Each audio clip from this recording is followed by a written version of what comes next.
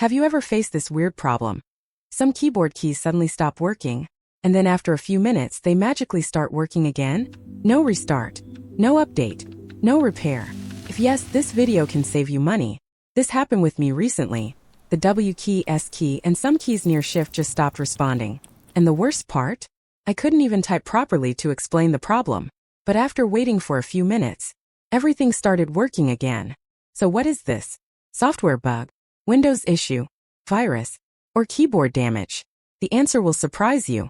This happens because of moisture, humidity, or weak internal contact inside your keyboard. Keyboards work on something called a matrix circuit. When one line gets affected, multiple related keys stop working together. In humid countries, even air moisture, sweat, or an old liquid spill can cause this. When you wait, the moisture slowly evaporates, and the keys start working again. This is not a software issue. No Windows update, no driver, no antivirus can fix this. If your keys stop and start again automatically, it's already a hardware warning sign. Turn off the laptop. Unplug the charger. Keep it in a dry place for a few hours. Silica gel or dry rice helps. Honestly, replacing the keyboard is cheaper than repairing it. Don't use a hairdryer. Don't spray liquid cleaners. Don't ignore the issue, it will come back worse. Use an external keyboard. Use on-screen keyboard. Or remap keys temporarily.